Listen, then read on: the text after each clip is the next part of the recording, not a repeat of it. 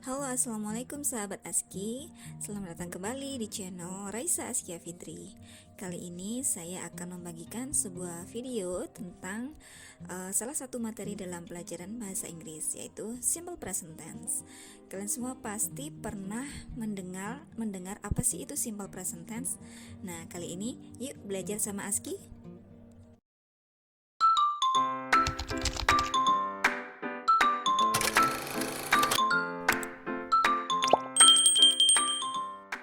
Hai guys, hari ini Akia apain?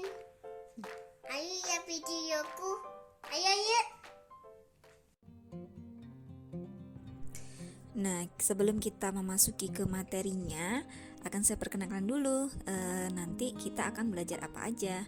Yang pertama pastinya tentang definisinya ya, atau pengertian dari simple present tense itu sendiri. Kemudian function atau fungsinya untuk apa. Kemudian macam-macam dari simple present tense. Nah, kemudian verbal simple present tense, formulanya, contoh-contohnya. Kemudian ada beberapa catatan penting dalam verbal simple present tense. Kemudian nominal simple present tense, formulanya atau rumusnya. Kemudian contoh-contohnya dan beberapa tabel tentang simple present tense itu sendiri. Nah, untuk pertama, yuk langsung saja kita ke definisinya. Apa sih simple present tense itu? Nah, simple present tense adalah sebuah pola kalimat yang menyatakan suatu kegiatan secara umum atau sebuah kebiasaan habitual yang dilakukan berulang dan sebuah fakta umum atau kebenaran mutlak. Jadi apabila kita melakukan suatu kegiatan yang diulang secara terus-menerus setiap hari, maka itu adalah habitual atau kebiasaan, dan pola kalimatnya dalam bahasa Inggris itu menggunakan simple present tense, yang mana dalam simple present tense itu menggunakan kata kerja dasar atau kata kerja bentuk pertama. Nah, simple present tense itu juga menerangkan sebuah fakta umum atau kebenaran mutlak. Apa ya itu? Nah, kita langsung yuk ke slide selanjutnya. Nah, ini dia fungsi dari simple present tense dalam sebuah kalimat. Yang pertama adalah general truth, atau dalam artinya adalah menyatakan kebenaran umum atau kebenaran mutlak. Ini tuh maksudnya seperti yang kita tahu, ada beberapa fakta yang semua orang pun menyadari dan mengetahuinya, dan itu merupakan sebuah kebenaran mutlak. Jadi contohnya misalkan di sini adalah the stars appear at night. Nah, ini adalah fakta. Kita semua tahu bahwa bintang-bintang itu munculnya pada malam hari. Nah, karena ini merupakan sebuah fakta atau kebenaran mutlak, maka dia termasuk ke dalam simple present tense. Karena dia adalah simple present tense, maka kata kerjanya yaitu menggunakan verb dasar atau kata kerja bentuk pertama. Nah, kemudian yang kedua, fungsinya adalah untuk repeated action, yang mana menyatakan aktivitas sehari-hari yang berulang. Nah, kita pasti punya suatu kebiasaan yang pasti kita lakukan setiap hari dan berulang-ulang. Misalkan di sini adalah example-nya, we go to school by motorcycle every morning. Nah, kita pergi ke sekolah dengan sepeda motor setiap pagi. Jadi kita berangkatnya ke sekolah setiap pagi itu dengan naik sepeda motor. Nah, itu diulang secara setiap hari gitu kan, diulang setiap hari. Maka itu adalah kata kerjanya menggunakan verb bentuk pertama, yaitu di sini adalah go. Nah, kemudian yang ketiga, express feelings or emotions. Jadi simple present tense fungsinya juga untuk mengekspresikan perasaan atau emosi. Nah, contohnya di sini, she is so happy to meet her grandparents. Jadi untuk mengekspresikan sebuah perasaan atau emosi itu juga menggunakan simple present tense.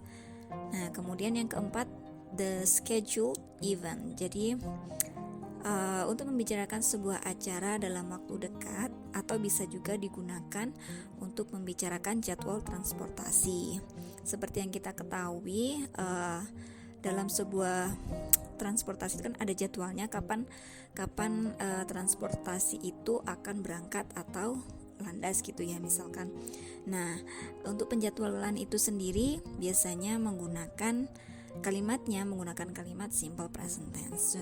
Contohnya di sini yaitu the bus departs at 7 a.m. Jadi bus berangkat pada jam 7 pagi seperti itu. Kemudian yang kelima adalah command or instruction, yaitu menyatakan sebuah perintah atau instruksi. Nah, jika kita memerintah atau menginstruksikan sesuatu kepada orang lain, kita pasti akan menggunakan kata kerja bentuk pertama, yaitu simple present tense. Contohnya misalkan pour the soup into the bowl, atau bisa juga yang paling umum biasanya open the door please, or close the window please. Nah, itu close, open. Pour itu adalah kata kerja bentuk pertama karena itu adalah instruction, dan itu termasuk ke dalam salah satu fungsi dari simple present tense.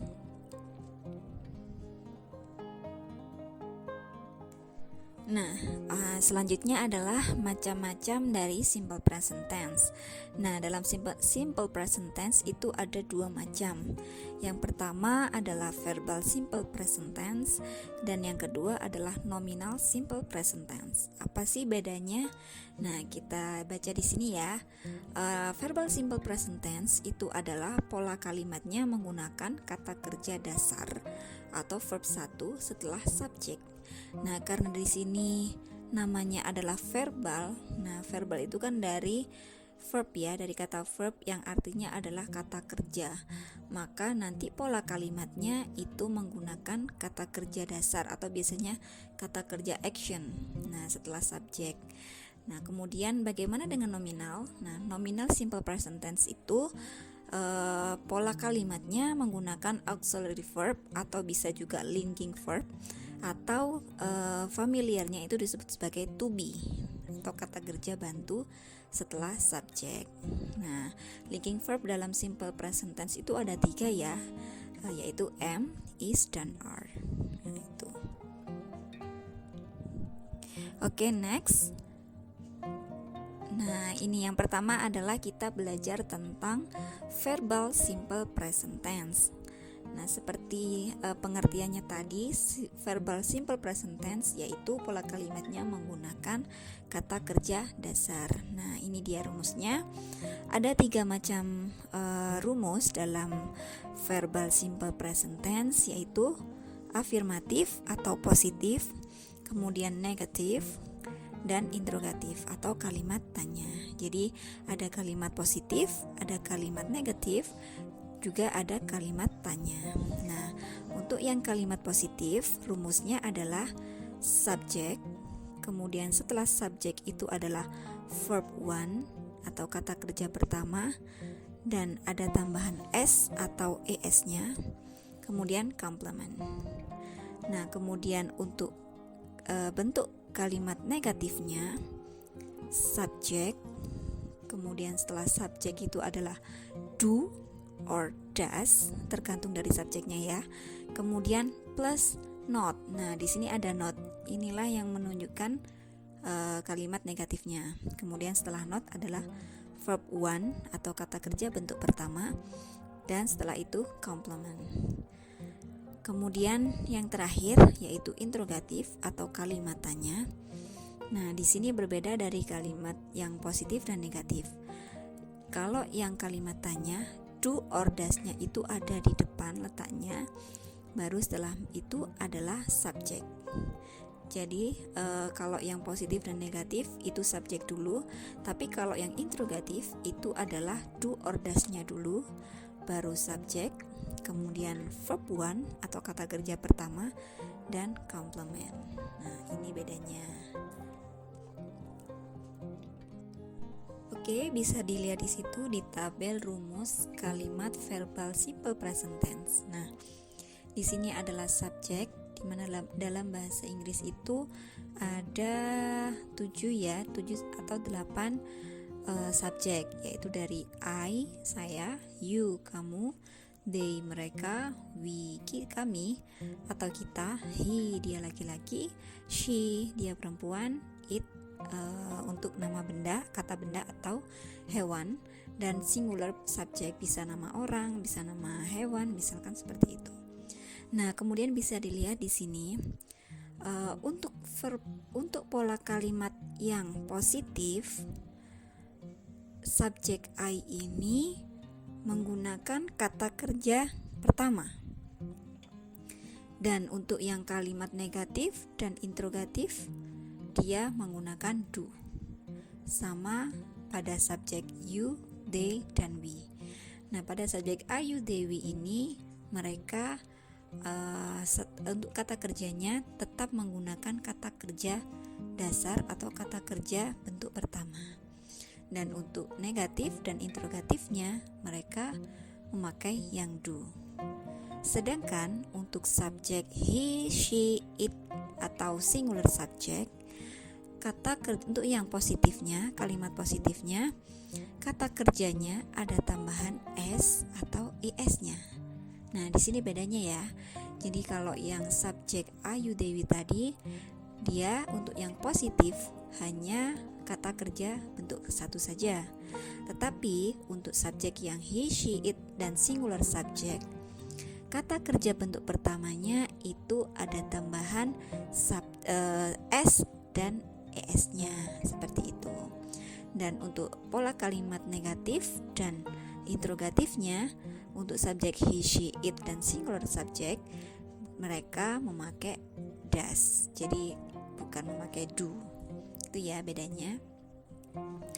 Agar lebih paham lagi, tidak bingung maksudnya apa sih ada kata kerja dengan tambahan s dan tidak ditambahi dengan s. Nah, langsung saja kita ke contoh rumus dan contoh kalimatnya seperti apa. Oke, ini dia contoh dari formula atau rumus dan beserta contoh kalimatnya. Nah, misalkan di sini pola kalimatnya positif.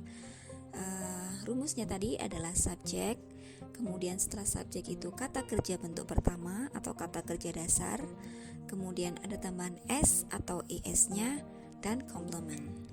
Nah, saya contohkan, misalkan di sini yang pertama adalah memakai subjek I read a magazine.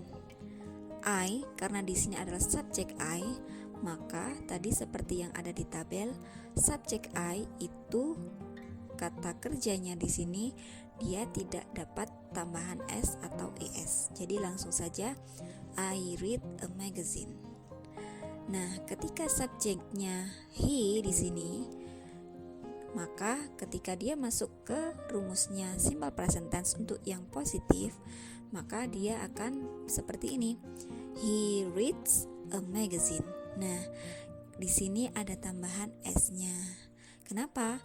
Karena di sini subjek yang he tadi termasuk ke dalam subjek yang apabila dalam pola kalimat positif kata kerjanya mendapat imbuhan s atau es, seperti itu. Jadi itu ya bedanya. Dan perlu diketahui atau dicatat bahwa kata kerja yang mendapat tambahan s atau es-nya itu hanya ada pada pola kalimat yang positif saja.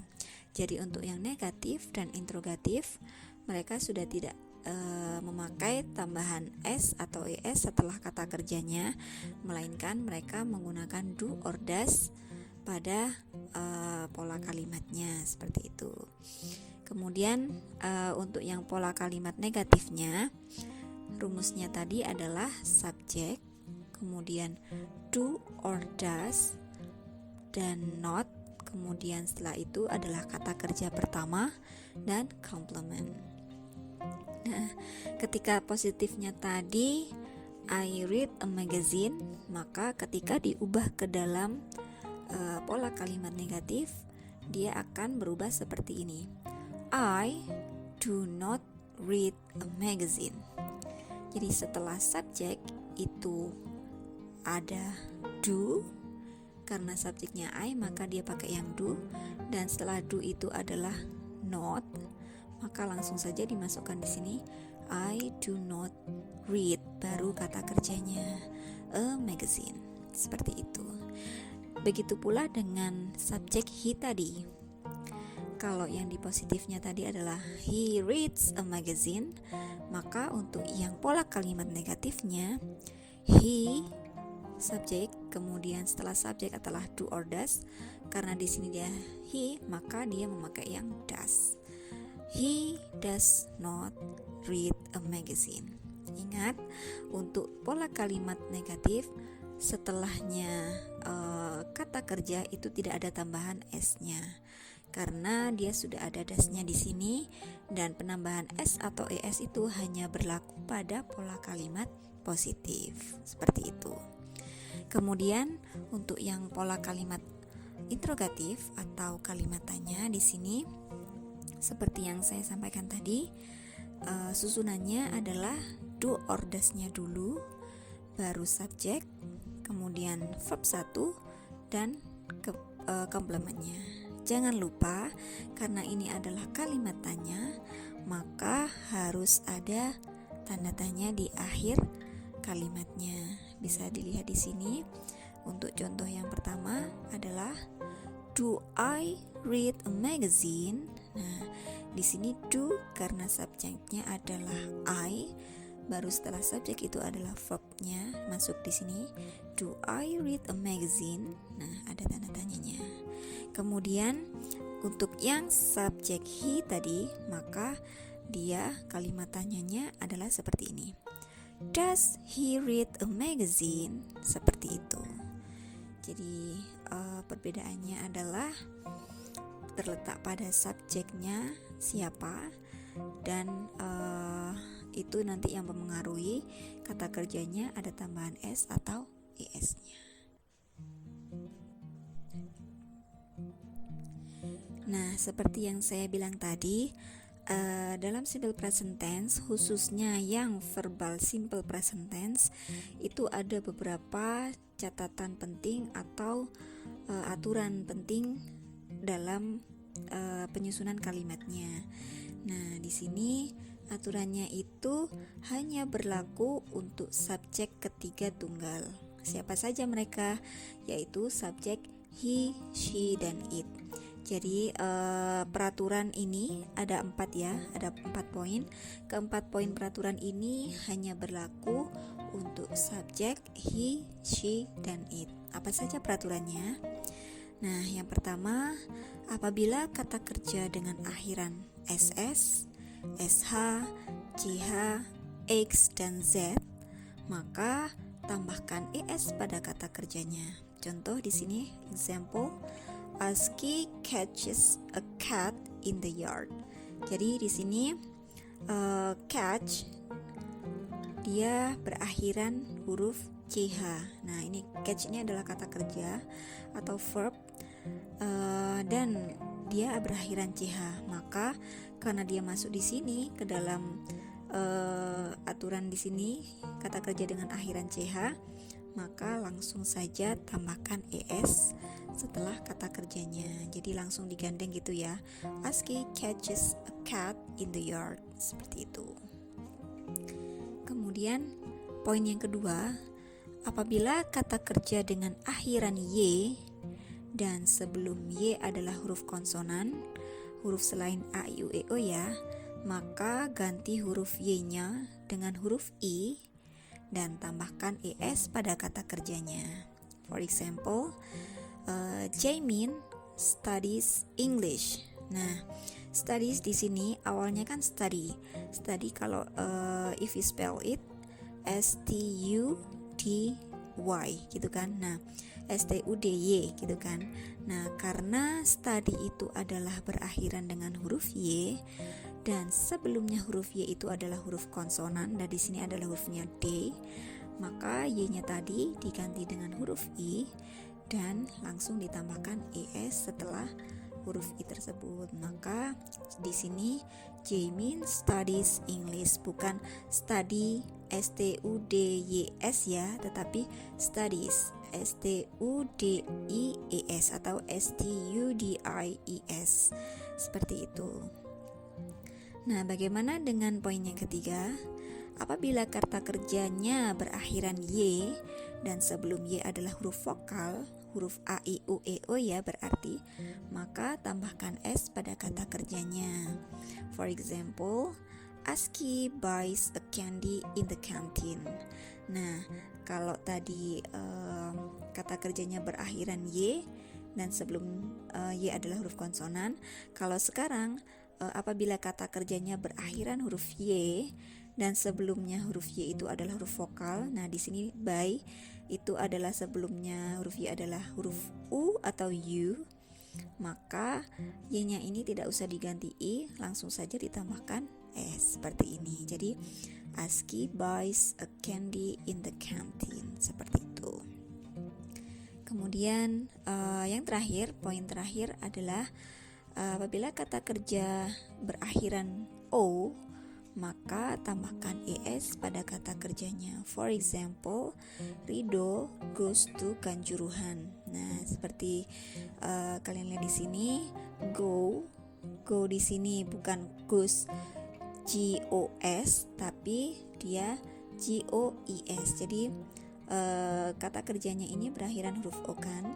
Nah, setelah itu langsung saja tambahkan ES pada kata kerjanya. Jadi Rido goes to Kanjuruhan, seperti itu. Nah, agar lebih jelasnya langsung kita lihat tabelnya ya. Nah, ini untuk penambahan huruf akhir dalam verbal simple present tense.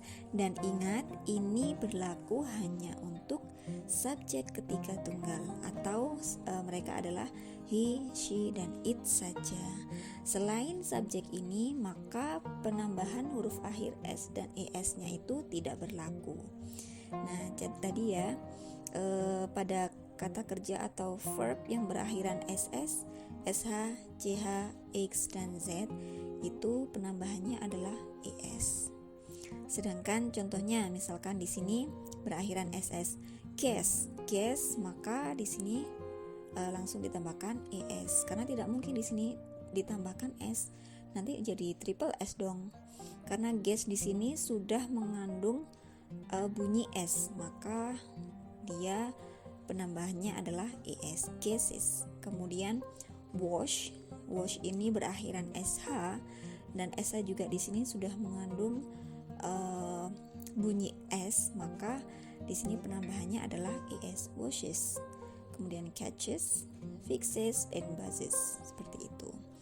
Nah, selanjutnya apabila tadi verbnya berakhiran huruf y dan sebelumnya adalah huruf konsonan, maka y-nya diganti i dan langsung ditambahkan es. Contohnya adalah studies.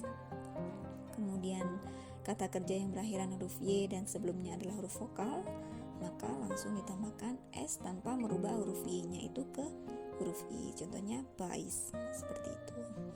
Dan untuk huruf o di sini langsung ditambahkan es. Goes, does, seperti itu.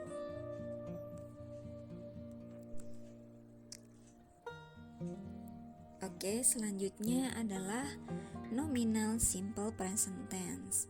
Kalau tadi adalah verbal menggunakan kata kerja, maka untuk yang nominalnya menggunakan to be. Nah, dalam simple present tense, to be-nya itu ada 3 macam. Mereka adalah am, is, dan are. Dan rumusnya adalah sama dengan verbal, ada 3 macam ya. Positif, negatif, dan interrogatif, atau afirmatif, negatif, dan interrogatif. Untuk yang afirmatif dulu atau positif dulu, rumusnya adalah subjek, kemudian setelah subjek adalah to be. Nah, ini bisa pakai am, bisa pakai is, bisa juga pakai are, tergantung dari subjeknya. Kemudian di sini ada ana. Nah, ana ini maksudnya adalah jadi setelah to be bisa saja yang pertama adalah adjektif. A yang pertama ini adalah adjektif, kemudian N-nya di sini adalah noun, dan A yang terakhir ini adalah adverb.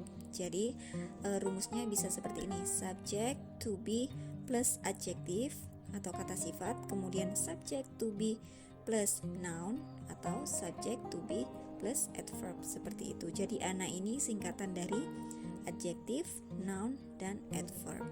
Yang mana adjective itu adalah kata sifat, kemudian noun itu adalah kata benda, dan adverb itu adalah kata keterangan. Nah, sama untuk yang negatif itu pasti ada penambahan not-nya.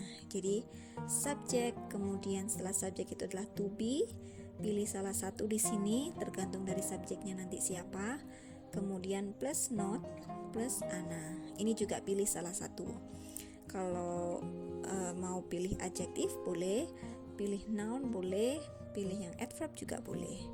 Silakan. Nah, kemudian untuk interrogatifnya sama posisinya di sini to be dulu, baru subjek, kemudian ana, seperti itu. Biar tidak bingung, langsung kita masuk ke contohnya di sini. Nah, di sini yang pertama adalah pola kalimat positif ya, yang mana rumusnya adalah subjek, kemudian to be plus ana. Nah, contohnya di sini adalah misalkan I am a SMACTIS student. Nah, di sini I ini subjek I itu to be-nya memakai am. Nah, subjek kemudian to be-nya di sini dia memakai am, baru a SMACTIS student. Nah, murid dari SMACTIS. Maka di sini dia adalah yang n karena kata benda. Bagaimana untuk yang contoh kedua? Aski is a cute little girl.